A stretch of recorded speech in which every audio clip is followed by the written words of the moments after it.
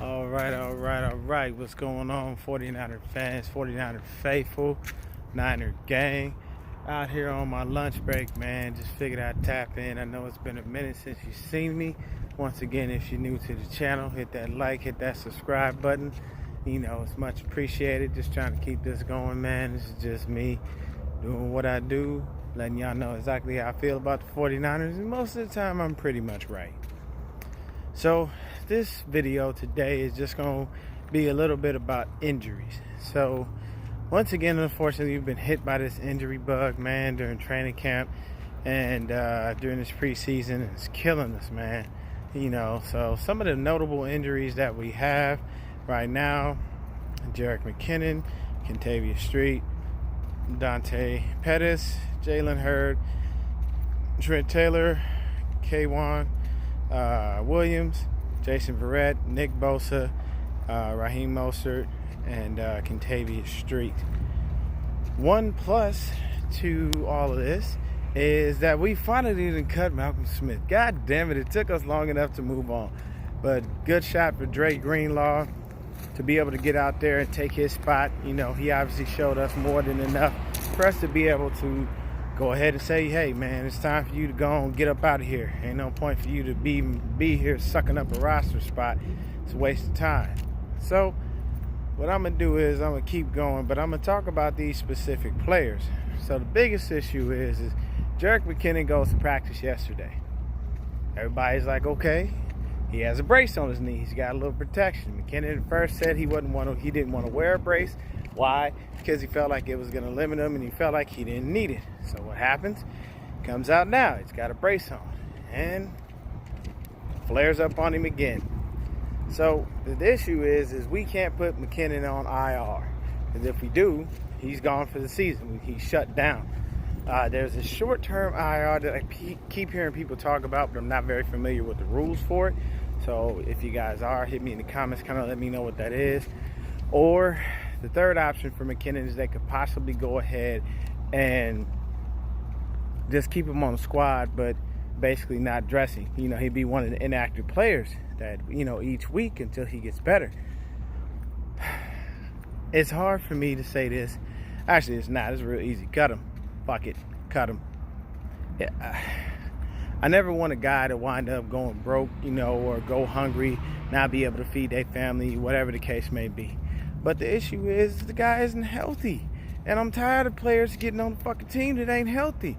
We drafted Kentavius Street to be healthy and to play for us. Oh, by the way, he tore his ACL last year, and we still drafted this motherfucker with a 4th round pick. So it don't make no sense. So with McKinnon, I'm sorry. I say go ahead, cut him. Let him go. It is what it is. You know, next up on our injury list, Kentavius Street.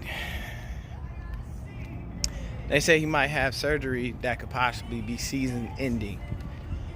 This is another guy. If we lose him for another season, fucking cut him too. Stop getting these players that ain't finna produce and do nothing for us, just sucking up a roster spot, wasting our time and wasting money. You know what I'm saying? At some point as a GM, at some point as people in the building, you have to start looking around and seeing and going and saying to yourself, hey man, these people ain't producing, they ain't doing nothing for us, they gotta go.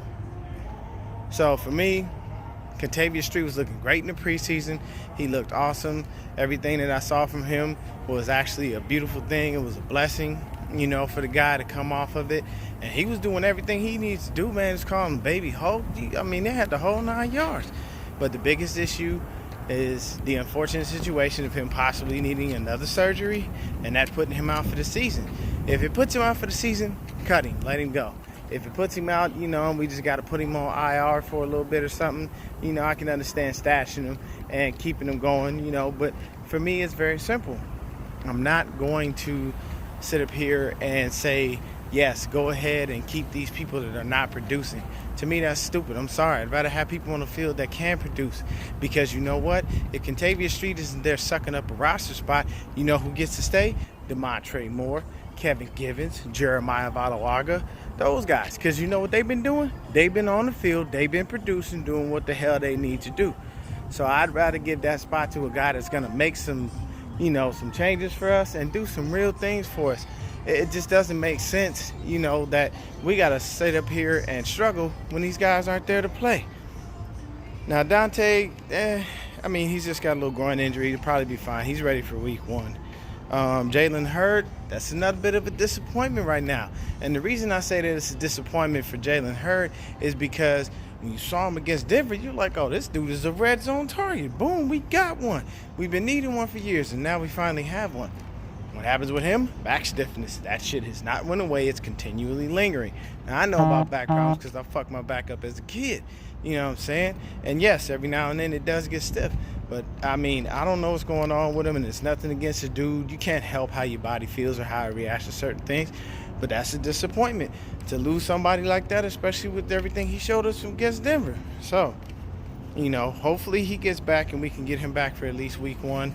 If not, we're stuck like Chuck. So next up on the list, Trent Taylor. We don't know how long we're going to not have him. They may either put him on IR, or what they can do with Trent Taylor, honestly, is they can go ahead and say, you know what, we're not going to put him on IR, just going to make him, like I was talking about Jet earlier, going to make him an inactive person. So I'm all right with that. If you want to go ahead and make him inactive and just kind of sit him down for that, that's cool. But honestly, it's a situation where we need to figure out what we're going to do with these players.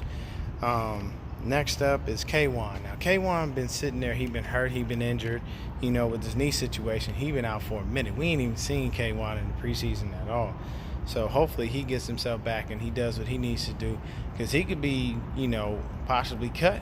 We got to cut the 53-man right. We got to cut the roster down from 90 to 53 by Saturday at 4. So we have to make sure we get these, these players that we want, and we can't just have spots just sucked up because we think people are going to be good or that's it. You got to be healthy and you got to be ready to go, man, because we need people to produce in every which way, shape, and form. Haven't heard nothing about Jason Verrett. If y'all got any links, any info, please. And, shoot it to me, let me know, put it in the comments. But I've heard nothing about Verrett and his high ankle sprain, not a goddamn thing. There's been constant updates on Bosa, but nothing on Verrett. They have the same type of injury. I'm thinking, maybe what they do with Jason Verrett and Nick Bosa is they keep them out until week 3 against the Steelers. It's very simple. Our first 2 games are against the Bucs and the fucking Bengals. Seriously, right now, neither one of them have offensive lines that are going to be able to deal with our defensive line, and we're not going to be worried about that. So it's very simple. You probably sit those 2 dudes all the way through until week 3 when we play the Steelers. And then the beauty of it is you play, and then you get another week off because we got the bye week so early. Then you come back and go ahead and get at the Browns. So I can understand if they go ahead and sit them for the first 2 games, but then they play them against, the Steelers, because we're going to need to have everybody full go for that game, because that game is going to be very competitive. I don't see us losing to the Bucs. I don't see us losing to the Bengals. It just doesn't make sense because we're too strong up front, and, we'll have everybody ready to go. Looks like Quan is doing great. Fred Warner's doing awesome. As far as it pertains to our safeties, everybody looks good. Jimmy Ward came back. He looked pretty good. They put Tarvarius Moore on the field. So I think we're going to have everything that we need to have as far as our defense is concerned. Offensive line looked great last week. Jimmy G came out, threw the ball 14 to 20 for, I think, like 188 yards or something in the TD. No interceptions. The only thing that I can say about Jimmy is that Jimmy's timing was a little bit off. And that's going to come, eventually to him, because he got to knock the rust off and everything. But his timing was off. I noticed a lot of the times he was putting the ball behind the receiver instead of in front of them, or placing it where it needed to be. But there were some other times where he looked great and he was doing what he needed to do. So that'll come. He's just got to knock the rust off, man. So ain't nothing, nothing negative about that. But we had Raheem Mostert with the thigh. You know what I'm saying? But he's all right. It's not a big deal. Weston Richburg is back. And I'm pretty sure they're just going to hold him out till week 1. They're not going to play him in his 4th preseason game because it's meaningless, and you don't really want to go ahead and do that. You don't want to play somebody in a preseason game and get them injured, especially the 4th preseason game, because there are guys out there trying to make squads. They are trying to get paid. They need to feed their families, and they're going to do whatever they need to do to get on that squad, and they're going to show up and show out in every which way. Usually the 4th preseason game is honestly the most entertaining, but the issue with that is that It's not gonna be entertaining because we're playing the Chargers and we beat the shit out of the Chargers every single year. My brother, I love him to death. He's a Charger fan, and I tell you, man, I get on him every year because honestly, we win, you know. But the one thing about the fourth preseason game is that it shows you who players are. In our fourth preseason game, we found out who Colin Kaepernick was, and we knew that. So that's why when Harbaugh said we're going to roll with Cap, you already knew you were good, because if you watched that fourth preseason game in his rookie year, he lit the Chargers up. He was killing them. You know, Nick Mullins, found out about him in that fourth preseason game. So basically, you know, as far as these injuries are concerned, the only injuries I'm concerned with right now really are Nick and Jason. I want both of them to be ready, and I want them to be ready to go in every way, shape, or form. But I need to hear something about Jason because I haven't heard shit. And that's driving me insane that we haven't heard anything about Jason Verrett's injury. Like, they haven't said nothing about him. They've only been speaking everything under the sun, you know, from different reasons and different, you know, different players and all kinds of stuff that's been going on. You hear about Jet having a setback, all the other stuff. So for me, I say if Jet and Street wind up on season-ending IR, cut them both. Fuck it. We need the roster spots for guys who we can have on the field ready to produce. And if y'all haven't noticed, Jeff Wilson Jr. is back in a major way. That boy came in. He runs with reckless abandon, like he wants to hit you. I feel like Jeff Wilson Jr. could get a first down and get out of bounds, but instead he want to just run somebody ass over just because he feel like he don't give a fuck. So basically right now it's a situation where we've got, you know, most of our guys are pretty healthy and ready to go. Hopefully we can just get everybody on the field, get a couple of easy W's in these first 2 weeks, and nobody gets injured. And then on the third week, we bring it full force. D Ford, Nick Bosa, you know, Solly, Defoe, and we go ahead and we can have Verrett out there with Uncle Sherm and have Moore and Tartan in the defensive backfield. You know, have DJ Reed come up and play that nickel, or Kwan or Jimmy Ward. So we got all the defense pieces we need. Our offensive line looks great as a rush. They look better against the pass, and this was the dress rehearsal game.